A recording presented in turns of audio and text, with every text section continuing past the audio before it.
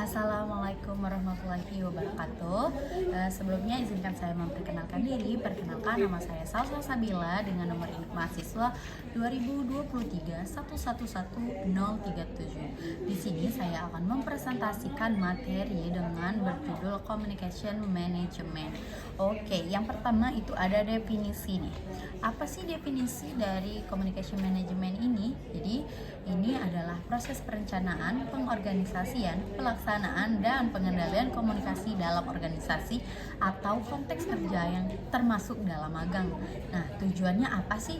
Jadi, tujuan dari communication management ini adalah untuk memastikan pesan yang disampaikan dapat diterima, dipahami, dan diterima oleh pihak yang tertuju dengan tepat dan efektif dalam dunia magang. Dalam dunia magang, communication management ini membantu menjabatani komunikasi antara peserta magang, pembimbing, tim kerja agar tugas dapat berjalan lancar dan kolaborasi terjalin dengan baik. Pentingnya komunikasi yang efektif selama magang itu terbagi menjadi 5. Yang pertama itu menjadi sarana untuk menyampaikan progres kerja dan kendala secara jelas. Yang kedua itu membantu membangun hubungan profesional dengan supervisor dan rekan kerja. Yang ketiga itu memudahkan koordinasi dan kerja sama antar tim. Yang keempat itu meningkatkan pemahaman tentang tugas dan tanggung jawab yang telah diberikan. Dan yang terakhir, yang kelima, itu adalah untuk mencegah miskomunikasi yang dapat menghambat pencapaian tujuan magang.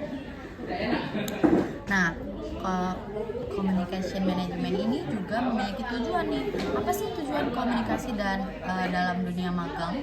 Jadi sama-sama memiliki 5 tujuan, yaitu memastikan informasi dan instruksi dapat dipahami dengan jelas oleh peserta magang. Yang kedua itu membangun penerimaan dan kepercayaan antar peserta magang dan pembimbing. Dan yang ketiga itu menginspirasi motivasi untuk menyelesaikan tugas dengan baik. Yang keempat, memfasilitasi pemecahan masalah secara kolaboratif. Dan yang kelima itu membantu peserta magang untuk mengembangkan kemampuan komunikasi profesional yang bermanfaat untuk karirnya nanti.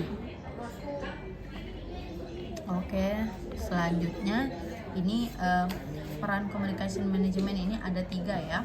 Yang pertama itu menghubungkan magang dengan supervisor dan tim. Yang kedua itu menyampaikan progres dan kendala pekerjaan. Dan yang ketiga itu meningkatkan kolaborasi di solusi masalah. Oke, penjelasan dari yang pertama yaitu communication management itu berfungsi sebagai jembatan komunikasi antara peserta magang, supervisor, dan tim kerja melalui komunikasi yang baik.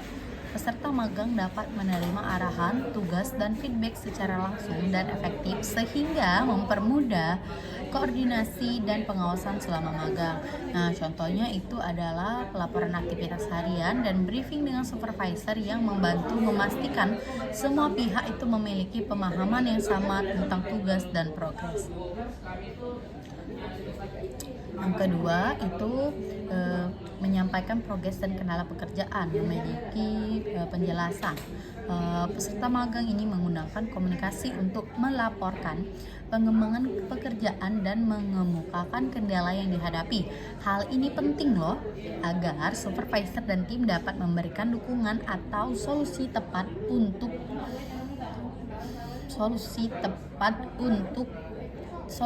waktu untuk komunikasi yang terbuka juga. Nah, ini juga bisa mencegah miskomunikasi sehingga hambatan dapat diidentifikasi dan diatasi bersama-sama. Dan yang ketiga, dengan komunikasi yang efektif, peserta magang ini dapat lebih mudah berkolaborasi dengan tim lain, saling bertukar ide, serta bersinergi dalam menyelesaikan masalah yang muncul.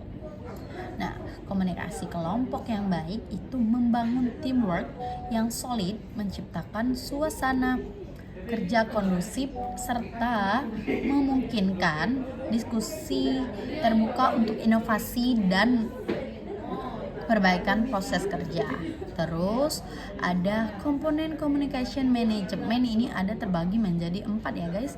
Yang pertama adalah perencanaan komunikasi, itu unsur-unsurnya itu bisa menentukan siapa yang akan menerima pesan, kapan, dan bagaimana komunikasi itu dilakukan. Contohnya itu merancang jadwal briefing, menentukan media komunikasi, dan menetapkan pesan utama yang perlu disampaikan kepada tim atau supervisor. Yang kedua ini adalah pelaksanaan komunikasi. Nah, menyampaikan pesan secara tepat, jelas, dan sesuai dengan rencana itu meliputi pengiriman laporan, presentasi, atau diskusi magang untuk memastikan informasi tersampaikan dengan baik. Yang ketiga ini adalah monitoring komunikasi, di mana itu untuk memastikan pesan sampai dan dipahami oleh penerima dan melakukan tindak lanjut konfirmasi atau meminta feedback dari pihak penerima pesan untuk menghindari miskomunikasi. Dan materi yang terakhir ini adalah evaluasi komunikasi, itu untuk mengukur efektivitas komunikasi yang dilakukan. Oke, yang terakhir itu adalah evaluasi komunikasi. Tujuannya itu untuk mengukur efektivitas komunikasi yang dilakukan. Apakah pesan telah dipahami dan diterima dengan baik oleh semua pihak? Berdasarkan hasil evaluasi, dilakukan perbaikan strategi komunikasi agar lebih efektif di masa berikutnya. Nah, kalau ini ada contoh aktivitas komunikasi nih ya. Aku sedikit zoom dulu. Jadi, contoh aktivitas komunikasi yang sering kita lakukan saat magang ini ada 4 kira-kira yang aku ambil.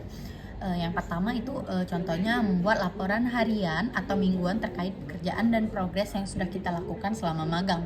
Itu tujuannya untuk memberikan update ke supervisor atau tim yang terkait. Kalau bahasa kita sih untuk memberikan update ke para dosen ya, dosen pembimbing atau dosen-dosen mata kuliah lainnya. Terus kita bisa melakukan briefing rutin dengan supervisor sebelum mulai kerja untuk menerima arahan, pembagian tugas, dan saling koordinasi. Ini nih kayak supervisor yang dimaksud dalam PowerPoint saya ini mungkin seperti mentor yang ada di tempat magang kita. Dan yang ketiga ini menyampaikan kendala atau masalah yang kita temui selama kerja serta mencari solusi bersama dan diskusi dengan mentor atau tim magang kita. Dan yang terakhir itu membuat konten komunikasi seperti newsletter, flyer, atau materi lainnya yang mendukung aktivitas komunikasi atau promosi di tempat magang jika ada.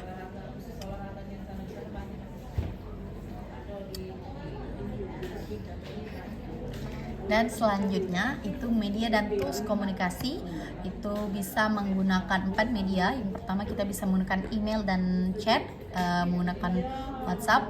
Terus yang kedua melalui meeting online, Zoom atau Google Meet. Dan mungkin selanjutnya dokumentasi tertulis, serta yang terakhir itu media sosial internal. Ini kalian bisa lihat sendiri penjelasannya.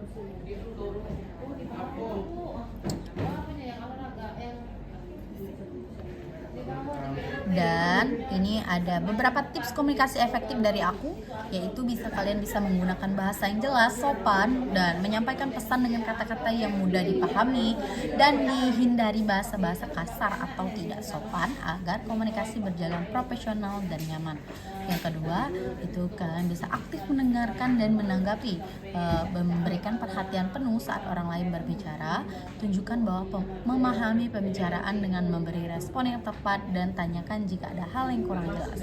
Dan yang ketiga itu konsisten dalam penyampaian pesan.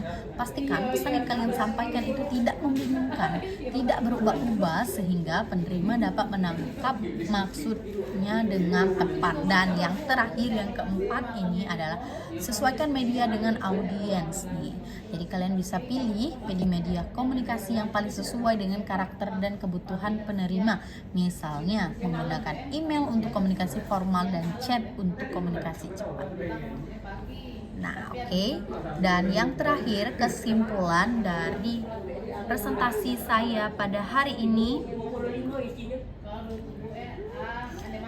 adalah komunikasi yang efektif selama magang sangatlah penting untuk membangun hubungan profesional yang kuat, memastikan informasi dan instruksi tersampaikan dengan jelas, serta memfasilitasi kerjasama dan pemecahan masalah tim.